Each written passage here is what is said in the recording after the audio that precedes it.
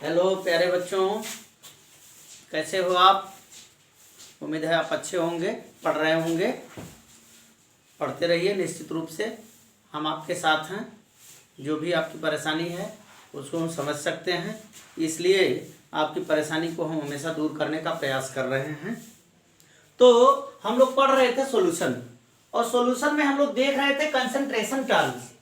Concentration terms कौन कौन से थे, उसमें से अधिकांश कंसंट्रेशन टर्म हम देख लिए थे। हम लोग कंसंट्रेशन टर्म में देखे थे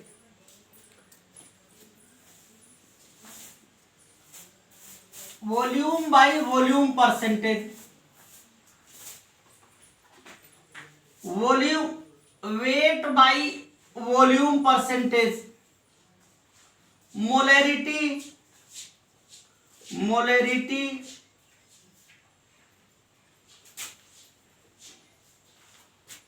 नॉर्मेलिटी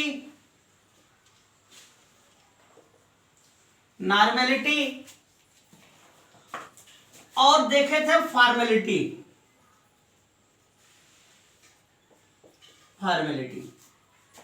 इतने टर्म देखे थे। और अगर सॉल्यूशन के कंसंट्रेशन टर्म को हम स्टडी करें, देखें, तो हमको एक परेशानी आती है कि हमको एक समस्या आएगी अगर हम उसको थॉरोली देखें। आएगी क्या कि कुछ ऐसे टर्म्स होते हैं जो टेम्परेचर पे डिपेंड करते हैं, और कुछ ऐसे टर्म्स हैं जो कंसंट्रेशन के, और कुछ ऐसे टर्म्स हैं जो टेम्परेचर इंडिपेंडेंट होते हैं। तो ये जितने टर्म्स हम लोग स्टडी अब तक किए हैं, ये टेम्परेचर डिपेंडेंट टर्म है। कुछ मेन टर्म्स ऐसे हैं जो टेम्परेचर इंडिपेंडेंट हैं, उसको देखते हैं हम। अब यहां हम अंतर देख लेते हैं कि टेम्परेचर डिपेंडेंट और टेम्परेचर इंडिपेंडेंट किसे कहते हैं, कब टेम्परेचर डिपेंडेंट होगा, कब टेम्परेचर इंडिपेंडेंट होगा। तो आपको बताते हैं कि कब टेम्परेचर डिपेंडेंट टर्म कंसंट्रेशन का होता है और कब टेम्परेचर इंडिपेंडेंट टर्म होता है। इसको देखने के लिए आपको मैं दिखा रहा हूं कि जो जहां भी कंसंट्रेशन के वह टर्म कि जहां वॉल्यूम की जरूरत पड़ती है, जहां वॉल्यूम होता है, वह निश्चित रूप से टेम्परेचर डिपेंडेंट टर्म होगा। क्यों? क्योंकि वॉल्यूम जो होता है वह टेम्परेचर के साथ वह वेरी करता रहता है, उसका मास।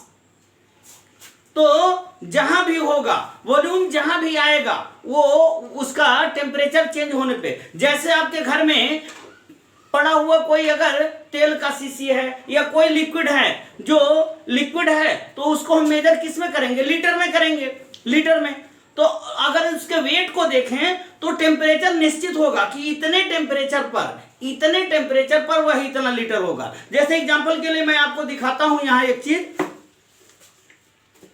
हाँ, इसमें देखिए, इसमें लिखा हुआ है कि 2 litre 1.82 kilogram, 2 litre 1.82 kilogram at 30 degree centigrade, यानी सेंटीग्रेड टेम्परेचर दिया हुआ है। यानी अगर टेम्परेचर वेरी करेगा तो इसका वॉल्यूम जो है वो वेरी करने लगेगा।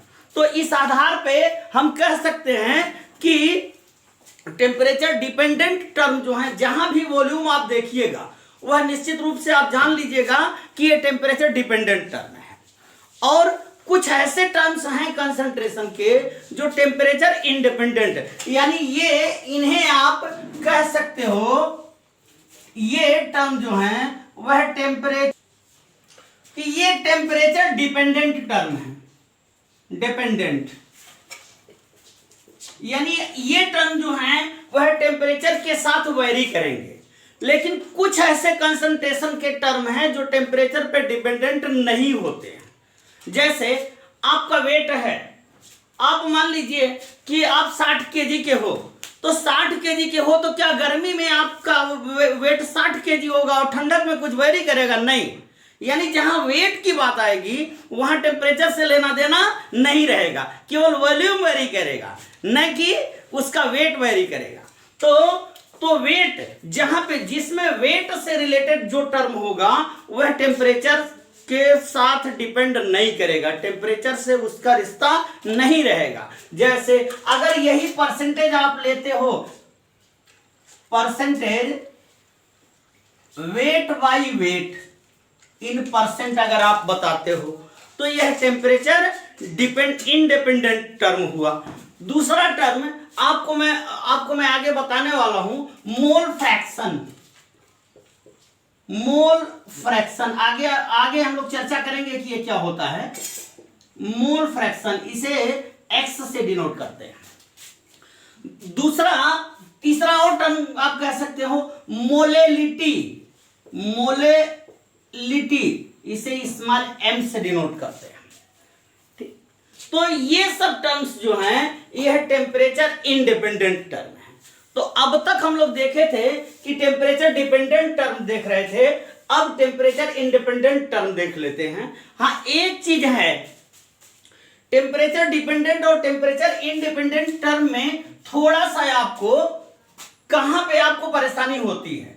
आपको पता है कि टेम्परेचर जब वैरी करेगा तो उसका वॉल्यूम वैरी करेगा। टेम्परेचर बढ़ने घटने पर किसी लिक्विड का वॉल्यूम, अगर वो लिक्विड स्टेट में है तो उसका वॉल्यूम हमेशा जो है वो वैरी करेगा। और इसके बीच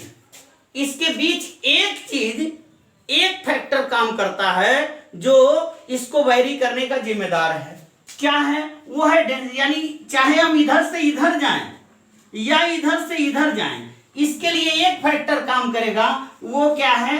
डेंसिटी। डेंसिटी के कारण ही ऐसा होता है। अब डेंसिटी से अब कहीं कहीं क्वेश्चन में आपके प्रॉब्लम दे देता है, आपके कंपटीशन में या में क्वेश्चन दे देता है, उसमें डेंसिटी दे देता है और मास पूछ देता है। तो हमको पता है कि डेंसिटी और मास में आपस में क्या रिश्ता है।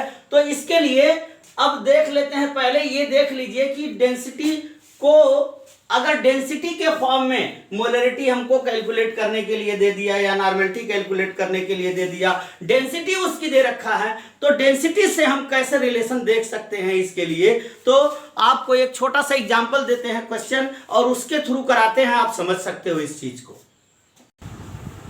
तो आप इस एक क्वेश्चन के सहारे मैं आपको बताने का प्रयास कर रहा हूं। दिया हुआ है, मान लीजिए कि एक सॉल्यूशन है और इसकी डेंसिटी की वैल्यू दिया हुआ है ग्राम पर ml में। डेंसिटी D है, इसकी D है। और इन्होंने कहा है कि अगर W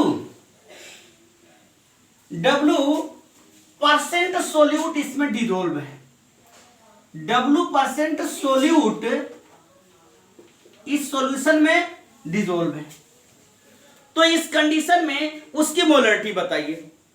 उस कंडीशन में तो आप, यानी एक सॉल्यूशन है, उसकी डेंसिटी इन्होंने दे रखा है कितना, D ग्राम पर ml, और उसमें सोल्यूट का परसेंटेज कितना है, W है। कुछ भी रख सकते हो, W रख सकते हो, X रख सकते हो, कोई भी वैल्यू रख सकते हो, कोई वैल्यू भी पुट कर सकते हो।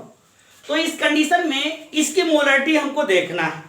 तो इसकी मोलरिटी देखने के लिए हमको एक चीज पता है कि डेंसिटी और वॉल्यूम के बीच, डेंसिटी और मास के बीच क्या रिश्ता होता है। तो हम एक चीज जानते हैं कि होता है m equal to mass equal to क्या होता है, volume into density, v into d, volume into density, ये होता है। तो इस आधार पे सोल्यूट तो हमारा अगर कोई सॉल्यूशन है, मान लीजिए हमारा सॉल्यूशन 1 लीटर सॉल्यूशन है, तो सीधे हम कह सकते हैं कि मान लीजिए फॉर 1 लीटर सॉल्यूशन के लिए मास इसका कितना होगा, मास। तो हम सीधे कह सकते हैं कि चूंकि इन्होंने ग्राम में दे रखा है, तो 1 लीटर सॉल्यूशन है वैसे डेंसिटी को जहां भी इस्तेमाल करते हैं तो अक्सर जो है आपको अलग अलग यूनिट में, ग्राम प्रति ml में या किलोग्राम प्रति लीटर में इस तरह से दिया जा सकता है। तो इसमें इस फॉर्म में दे रखा है। तो 1 लीटर अगर हमारा सॉल्यूशन है तो उसकी डेंसिटी कितनी होगी? उसकी डेंसिटी होगी 1000 इंटू डी। ये वैल्यू किस में होगी? हमारी ग्राम में होगी। ये वैल्यू हमारी किस में होगी? ग्राम में होगी। तो इस आधार पे अगर यानी हमारे सॉल्यूशन का इतना मास होगा, अगर उसका हम मास निकालना चाहते हैं 1 लीटर सॉल्यूशन का मास, तो 1 लीटर सॉल्यूशन का मास इतना निकल के आया। अब अगर इसी पे हम कह दें कि हमारा ये सॉल्यूशन दिया हुआ, हमारा जो सॉल्यूशन है उस सॉल्यूशन का मास आप निकालिए, तो चूंकि सॉल्यूशन W% दे रखा है इन्होंने, W%, तो सीधी सी बात है, यानी आप ऐसे निकाल सकते हो कि मास ऑफ 1 लीटर सोल्यूट ये कितना होगा? W% है, इसका मतलब कि 100 में, यानी W/100 है, W/100 इंटू ये वैल्यू आ जाएगी 1000 इंटू डी। ये वैल्यू हमारी किस में थी? ग्राम में थी, ग्राम में थी। टोटल ऐसे कर दीजिए। तो अब इसको अगर हम देखें तो हमको क्या निकल के आएगा? हमको क्या निकल के आएगा? सीधी सी बात है कि हमारी वैल्यू जो निकल के आएगी, हमारी वैल्यू वो कितनी होगी? कितनी होगी? सीधी सी बात है कि वह होगा x, यानी ये वैल्यू x या नहीं W रखे हैं, W इंटू ये इससे कैंसिल हो जाएगा, 2 0 बचेगा 10, यानी 10 into D.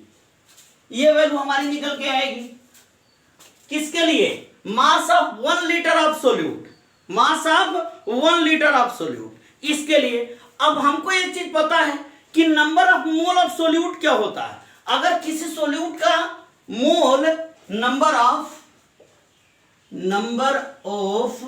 Mole of 1 litre solute, number of mole of solute कह सकते हो, solute, number of mole of solute for 1 litre, ये वैल्यू हमारी कितनी आ जाएगी? ये हमको एक चीज पता है कि number of solute of 1 litre ये कितना हो जाएगा? मास ऑफ सोल्यूट अपान क्या होता है? ग्राम molar mass of that solute, यानी मोलर, यहां लिखिए mass of solute upon molar mass of that solute, mass of solute upon molar, gram molar mass कह सकते हैं, मोलर मास ऑफ सोल्यूट। अब एक चीज पता है, इसको हम ऐसे भी कह सकते हैं, इसको ऐसे भी लिख सकते हैं, क्योंकि नीचे लिख रहे हैं, ध्यान से देखिएगा, W/मोलर मास ये हो गया। अब ये 1 लीटर के लिए था हमारा इतना, तो ये वैल्यू हमारी आ गई 10 इंटू डी। ये अब चूंकि 1 लीटर में सोल्यूट इतना डिजोल्व होता है, वही उसकी मोलरिटी कहलाती है, यानी मोलरिटी इक्वल टू ये हो गया। ये हमारा फार्मूला निकल के आया कि अगर डेंसिटी दी हुई है तो हम इस आधार पे उसकी मोलरिटी को कैलकुलेट कर सकते हैं। और जब इस आधार पे हम कैलकुलेट कर सकते हैं, और सेम इसी तरह से आपको एक चीज पता है कि नंबर ऑफ मोल यानी इक्वल टू क्या होता है? W/मोलर मास। उसी तरह से अगर हमको equivalent mass, number of equivalent निकालना है, तो हम क्या करते हैं? Number of weight of solute upon equivalent मास। क्यों? इक्विवेलेंट अगर हमको कैलकुलेट करना है तो W/इक्विवेलेंट मास कर देते हैं। तो सेम इसी की जगह पे, मोलरिटी की जगह पे अगर हमको नॉर्मलिटी कैलकुलेट करना है तो N इक्वल टू सीधे कह सकते हैं इसकी जगह पे हम मोलर मास की जगह पे इक्विवेलेंट मास कर देंगे। हमारा क्या आ जाएगा, W upon equivalent mass into D into 10। ये वैल्यू हमारी निकल के आ गई। इससे नॉर्मलिटी हम कैलकुलेट कर सकते हैं। तो बच्चों नॉर्मलिटी और मोलरिटी दोनों इस तरह से हम कैलकुलेट कर सकते हैं आसानी से डेंसिटी के फॉर्म में। तो ये हमारे हुए कि टेम्परेचर डिपेंडेंट टर्म और टेम्परेचर इंडिपेंडेंट टर्म के बारे में अब हम कैसे स्टडी करेंगे देखते हैं। तो अब कुछ तो स्क्रीनशॉट ले लीजिए, फिर आगे बढ़ते हैं, टेम्परेचर इंडिपेंडेंट टर्म बनाते हैं।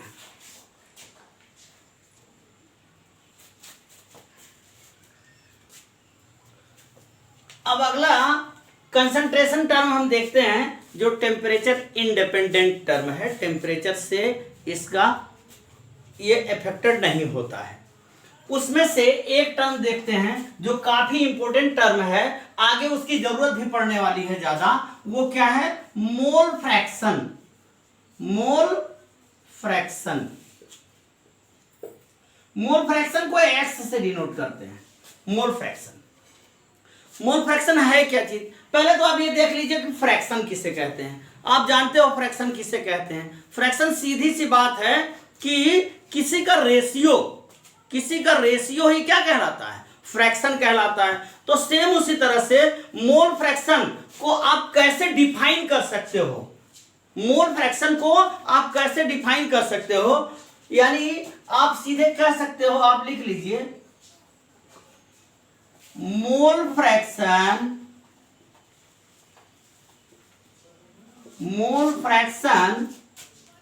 इज द रेशियो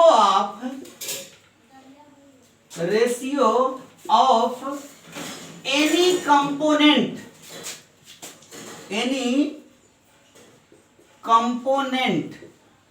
अब एनी कंपोनेंट यहां आ गया। एनी कंपोनेंट का मतलब कि सॉल्यूशन में दो कंपोनेंट होते हैं, अब एनी का मतलब हो सकता है कि वह मोल fraction is the ratio of any component, ratio of मोल कहिए, रेशियो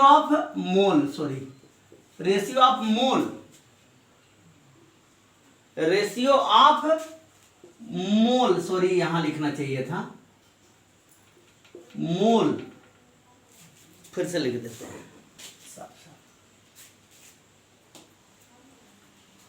कंफ्यूजन आपको ना हो, साफ साफ में लिख दे रहा हूं definition. Mole fraction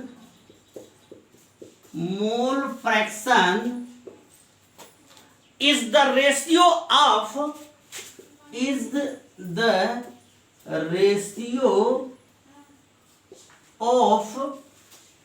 the mole of any component. अब एनी कंपोनेंट का मतलब मैं आपको बता रहा था, एनी कंपोनेंट का मतलब कि सॉल्यूशन में दो ये कंपोनेंट होते हैं, या तो सोल्यूट होगा और या तो सॉल्वेंट होगा। तो ये सोल्यूट का भी मोल हो सकता है और सॉल्वेंट का मोल होगा। To the total mole of solution यानी mole fraction is the ratio of mole of any component to the total mole of solution. Total mole का क्या सॉल्यूशन का उसका रेशियो है। अब इसके डिफिनेशन को आप पूरी तरह से अभी समझ जाओगे। पहले मोल फ्रैक्शन को आप समझ लीजिए। सपोज कर लीजिए कि आपके घर में दूध 1 लीटर है। अब आपके घर ज्यादा मेहमान आ गए तो दूध वो चाय बनाने के लिए कम पड़ रहा है। तो ऐसे कंडीशन में आपकी मम कहीं कि बेटा इसमें थोड़ा सा पानी मिला दो, तो आपने 1 लीटर दूध था। अब 1 लीटर दूध में आपने क्या किया कि उसमें आपने 500 ml पानी मिला दिया। आधा लीटर। तो अब अगर आपसे पूछा जाए कि दूध का इस सॉल्यूशन में क्या रेशियो है, क्या रेशियो है, तो आप यही ना निकालोगे कि दूध हमारा कितना है, दूध हमारा कितना था और टोटल सॉल्यूशन हमारा कितना बना, उसको आप उससे आप डिवाइड कर लोगे, आसानी से निकल जाएगा। तो सेम इसी तरह से मोल फ्रैक्शन को भी निकाल सकते हो। सपोज कर लीजिए कि एक हमारा सॉल्यूशन है, एक सॉल्यूशन, इसमें मान लेते हैं हम कि सोल्यूट का मोल जो है, सोल्यूट के मोलों की संख्या Na है और सोलवेंट के मोलों की संख्या Nb है। ये दोनों इसमें डिसोल्व है, दोनों का मोल, सोल्यूट का मोल Na है और सोलवेंट का मोल Nb है। तो अगर आपको किसी का, दोनों में से किसी कंपोनेंट का मोल फ्रैक्शन निकालना हो, किसी का रेशियो निकालना हो, तो आप क्या करोगे, आप कहोगे, यानी यहां आप किसी का निकाल सकते हो, यानी लिख सकते हो mole fraction of solute. Mole fraction को x से लिखते हैं तो इसलिए इसको XA कह सकते हो, क्योंकि सोल्यूट है हमारा। तो ये कितना हो जाएगा, number of mole of solute, number of mole of solute, number of मोल कितना था Na divided by total mole of solution, total mole of solution, यानी Na प्लस Nb, ये हमारा कहलाएगा सोल्यूट का मोल फ्रैक्शन। इसी तरह से आपसे कहा जाए कि मोल फ्रैक्शन ऑफ सोलवेंट, तो ये आपका क्या कहलाएगा, XB कहलाएगा। ये इक्वल टू कितना हो जाएगा, मोल ऑफ सोलवेंट यानी Nb divided by Na plus Nb, ये आपका किसका निकल के आएगा, सोलवेंट का। तो इस तरह से सोल्यूट और सोलवेंट का मोल फ्रैक्शन आप आसानी से कैलकुलेट कर सकते हो। हाँ, एक चीज देख लीजिए कि सोल्यूट और सोलवेंट दोनों को अगर आप जोड़ दीजिए, दोनों का रेशियो, तो जोड़ने पे इसको जोड़िएगा तो ये कट जाएगा, कट के निकल के आएगा एक, यानी आप कह सकते हो कि mole fraction of solute XA plus mole fraction of B यानी सॉल्वेंट, दोनों का अगर सम आप कीजिएगा तो वह हमेशा एक आएगा। यानी किसी भी सोल्यूट और सॉल्वेंट का मोल फ्रैक्शन हमेशा कितने के बराबर होता है, एक के बराबर। इस केस में अगर मान लीजिए आपको एक का सोल्यूट या सॉल्वेंट किसी एक का, दोनों में से किसी एक का मोल फ्रैक्शन दे रखा है और दूसरे का आपको निकालना है, तो आपको कैलकुलेट करने की, फार्मूले से कैलकुलेट करने की जरूरत आपको नहीं पड़ेगी। सपोज कर लीजिए कि सॉल्यूशन में हमारा सोल्यूट का मोल फ्रैक्शन इन्होंने दे रखा है और सॉल्वेंट का पूछा है, तो सीधी सी बात है सॉल्वेंट का मोल फ्रैक्शन यहां कितना निकल के आएगा, XB इक्वल टू कितना हो जाएगा, XA-1 आ जाएगा। तो इस कंडीशन में या किसी का भी निकाल सकते हो, किसी का भी, मतलब एक का अगर आपको दोनों का आपको पता है तो इस कंडीशन में आप किसी का भी निकाल सकते हो, एक में से माइनस कर दीजिएगा तो आपका सीधे निकल के आ जाएगा। यानी इतना आप याद रखिएगा कि दोनों का मोल फ्रैक्शन का सम जो आता है वह कितना होता है, एक होता है। तो सोल्यूट और सॉल्वेंट दोनों का मोल फ्रैक्शन का सम हमेशा कितना, एक आएगा। किसी का भी एक का निकालना अगर आप चाहते हो तो आप आराम से एक में से निकाल दीजिए, उतना बच जाएगा आपका। किसी का भी निकालोगे आसानी से निकल जाएगा, ठीक। तो ये हुआ मोल फ्रैक्शन। अब इसी के साथ एक टर्म और बचा हुआ है, एक टर्म, उसको हम आपको, तो अगला कंसंट्रेशन टर्म हम देखते हैं वह है मोलेलिटी। इसकी भी जरूरत आपको काफी पड़ती है। मोलेलिटी को आप स्मॉल m से डिनोट करते हो, स्मॉल m से। अब मोलेलिटी को हम डिफाइन कैसे करेंगे, मोलेलिटी होती क्या चीज है,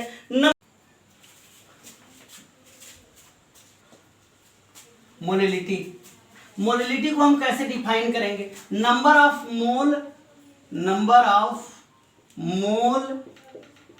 ऑफ सोल्यूट सोल्यूट इन पर केजी वेट ऑफ सॉल्वेंट। अब तक आपने देखा कि किसी सॉल्यूशन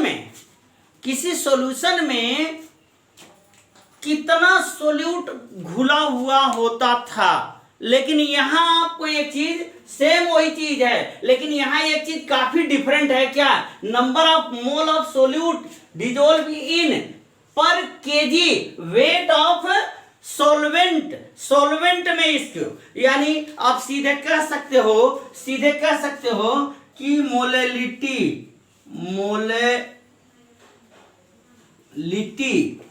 m इक्वल टू कितना हो जाएगा? Number of mole of solute, number of mole of solute upon kg weight of पर kg weight of solution, kg में वेट ऑफ सॉल्वेंट हो जाएगा। ठीक, यानी आप इसको कैसे लिख सकते हो? m equal to number of mole को कैसे लिखते हो? n, और यहां पे सोल्वेंट का केजी में वेट दिया हुआ है, यानी इसको w इन केजी, आप इसको इस तरह से कह सकते हो। और इसको आप ऐसे भी बता सकते हो कि ये वैल्यू किसके बराबर आ जाएगी? आपको पता है कि नंबर ऑफ मोल क्या होता है? नंबर ऑफ मोल होता है weight of solute upon molar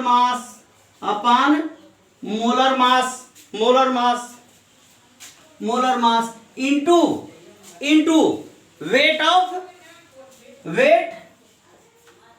of solvent in KG.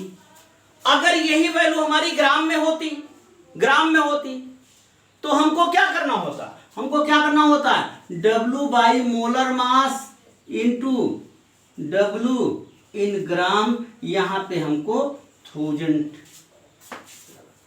तो इस तरह से हम m की वैल्यू मोलेलिटी को कैलकुलेट कर सकते हैं। इसकी जरूरत आगे हमको काफी पड़ेगी। तो अब हमारा खत्म हुआ कंसंट्रेशन टर्म। अब कंसंट्रेशन टर्म को आप कायदे से देखिएगा, इसकी प्रैक्टिस कीजिएगा, इस पे क्वेश्चन कीजिएगा। कुछ क्वेश्चन हम आपको एक वीडियो में कुछ क्वेश्चंस दे देंगे और उसके अलावा कुछ आपको प्रैक्टिस करने के लिए दे देंगे, कुछ क्वेश्चंस बता देंगे। तो आप पढ़ते रहिए, हम आपके साथ हैं। निश्चित रूप से आपको सफलता एक दिन मिलेगी। मेहनत करते रहिए, मेहनत से पीछे मत हटिए। कभी भी आपको दिक्कत हो तो आप वीडियो को रिप्ले करके देख लीजिए। कोई अगर इक्वेशन नहीं समझ में आ रहा है तो उसको पॉज करके आप देख लीजिए, और इस तरह से आप स्टडी करते रहिए। और उसके बाद आपको अगर कोई दिक्कत होती है तो, और आप कुछ पूछना चाहते हैं तो नीचे आप कमेंट सेक्शन में आप उसको आराम से हमसे पूछ सकते हैं।